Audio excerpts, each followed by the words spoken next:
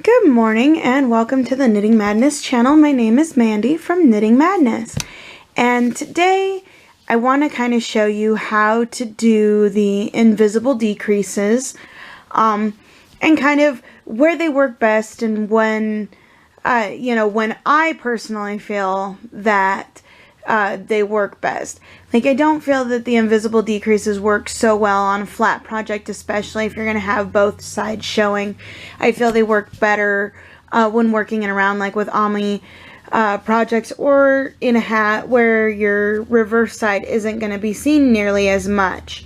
So first of all, we're going to start with, I'm going to work around and show you working it around, showing you the difference between the traditional decreases and then the invisible decreases, so you can kind of see the difference.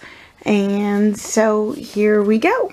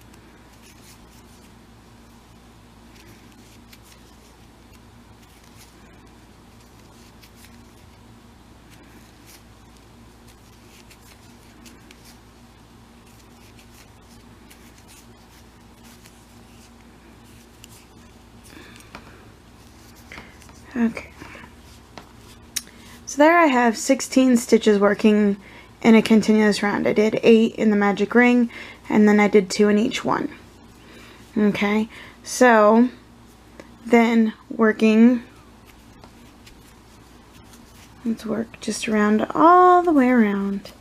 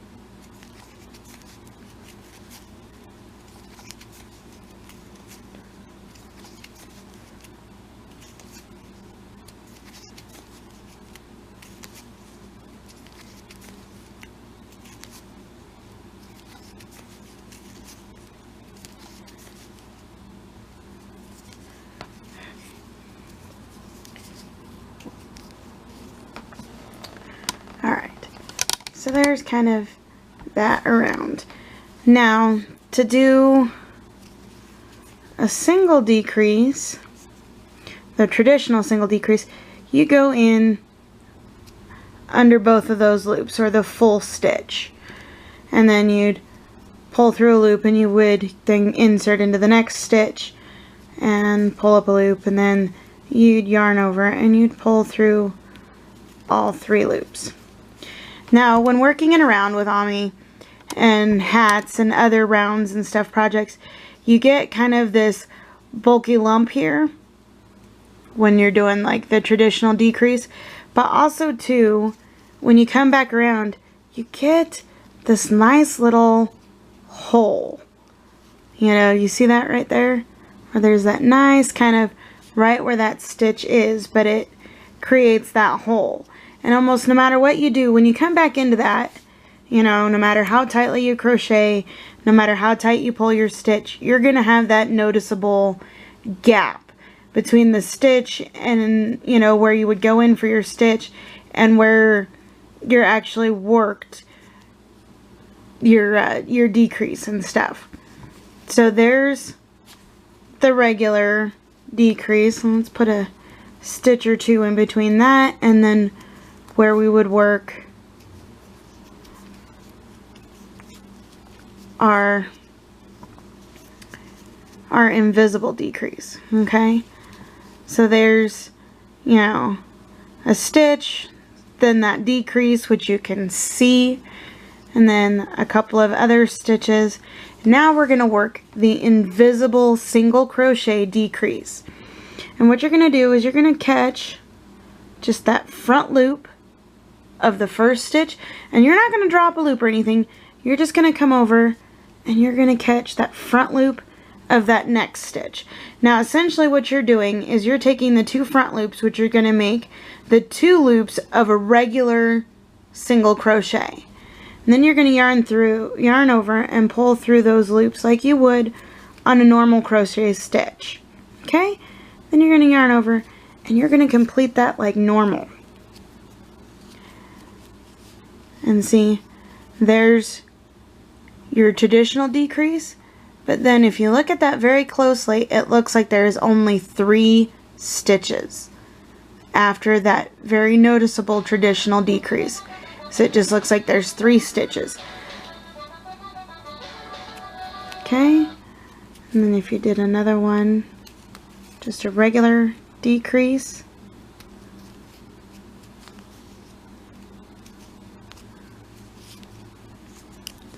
and then just do regulars, see? And it looks, from where we did this traditional decrease, then it just looks like we just have regular stitches all the way across, when actually we have another decrease hidden in there. Now this, I'm going to show you the reverse side. And this is why I would say that these invisible decreases work better in a round when you have a side that's not going to be seen, rather than working both sides. And here's why. Okay? Because seeing on the reverse side there, you know, you can't see your traditional decrease, which is over here. But if you look very carefully, and if you did an entire round of nothing but decreases, right here are those loops that you didn't work. See that? There's those loops from that decrease. So if you do that, you're going to have a ridge on a regular, you know, but yeah. Sorry, camera's not wanting to focus here. So, but you'll have a distinct ridge of back loops only, working on a flat piece, doing an entire round of decreases. Okay? So yeah, your invisible decreases work best when working in a round, whether you're doing a hat or Ami, or you want to make like a ball for a pet to play with, or what have you. That your invisible decreases just make it a nicer, more finished product and looking than having these notable decreases and stuff. So, but working in a flat, I definitely prefer working just, you know, with your traditional decreases. Okay? So there's the single crochet, and then I will also be showing you the half double and the double invisible decreases as well. And I have a nifty little trick on the half double decrease that doesn't make it nearly as bulky and almost looks like a traditional half double decrease that's not invisible, and I will show you that, and that actually gives kind of a really neat kind of little trick that I do with that. So I will meet you back up, and we'll do a half double, and then we'll do the double. So we'll be back in a minute. Alright, so as promised, I did the exact same circle that I did, which I did 8 half doubles, then doubled it, and then just did a round. And then the only thing I've done is just 3 half double crochets. So first, I'm going to show you the traditional half double crochet decrease, which is the yarn over, insert your hook, yarn over, pull up through a loop, yarn over, insert the hook, yarn over, and pull up a loop. Okay? Then you yarn over and you pull through all of those loops on the hook.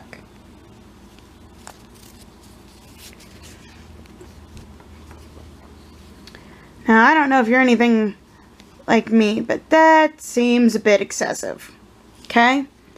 So then, here's a traditional half double. Okay?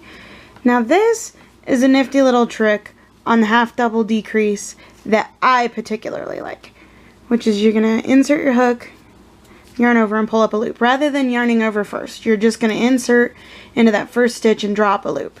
Then you'll yarn over, insert, yarn over, pull through, and then yarn over and pull through all of those. Okay? Now, if you can see the difference there, look at that thing like protrudes out there, you know, and stuff, especially when you're feeling it. I mean, you can literally feel the difference there than here. This still feels pretty, you know, chunky and bulky compared to a traditional, but it's not. It's like half that size. Okay? So there's their traditional half double decrease, and then there's my version of a half double. It looks much neater, a lot smaller, not nearly as bulky. Okay? So then let's do a couple more half doubles here, and then we'll do the half double invisible decrease. Okay, so there's that. And then again, just like the single decrease, you're going to draw up that first loop there, and then insert and draw up that second loop on that front there. So as you can see, there's the back loops of those next 2 stitches and the front loops only. Okay, but unlike the regular, you're going to yarn over first, pick up both of those front loops, yarn over, pull through those 2 front loops as if that was 1 stitch, and then yarn over and pull through all 3 loops on your hook. Okay, and then just add another half double behind there, and ta-da! Magically watch that half double decrease disappear.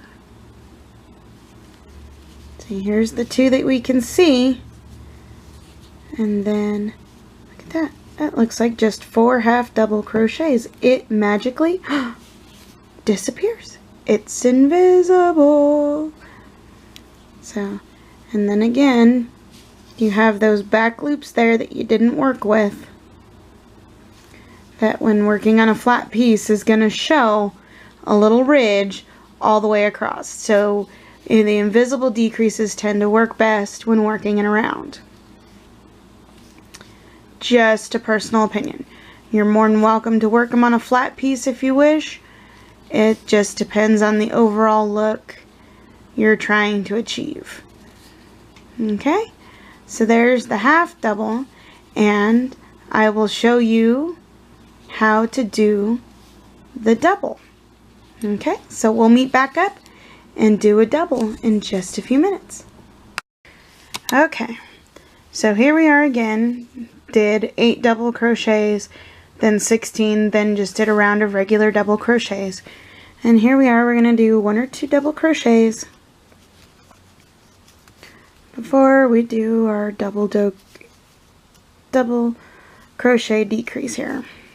Okay, so there's a couple of regulars, and then you're going to yarn over, insert your hook, yarn over, pull up a loop, you're going to yarn over and pull through 2, yarn over, insert into the next stitch, yarn over, pull up a loop, yarn over and pull through 2, and then yarn over and pull through those 3. And that essentially puts both of those together. Now, a traditional double crochet decrease actually doesn't look half bad, and I don't mind it as much as like the traditional single crochet or my variation of the half double. They're not nearly as bad. You know, it's just not nearly as bad as that one, although you just kind of look like you have 2 stitches, but then you've only got 1 loop to go into from those 2 stitches. Okay, so here we are, we're going to throw in a couple of regular decreases, or regular double crochets here from that decrease. So, which doesn't look, you know, too bad doing that double crochet decrease. Now we're going to do the invisible one. And again, here's your front loop, there's your back loop. Traditionally you go through both of those loops to do a stitch, but like the half double, you're going to yarn over first, but like the single and the half double, you're going to catch those front loops of those next 2 stitches. So 1, 2. And that's essentially, those loops, those front loops, act as if you were going through both loops of 1 stitch. You yarn over and go through both of those, then you yarn over, pull through 2, yarn over and pull through 2. And there is your invisible double decrease. Okay, throw in a couple more double crochets there, and ta-da! Magically, that decrease has disappeared. Okay?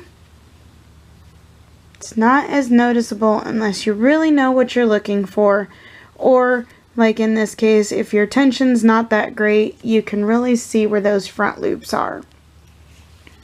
But if you have a very consistent tension and stuff like that, you're never going to notice where those decreases are and stuff. And then there again on the back, there's those back loops of those 2 stitches.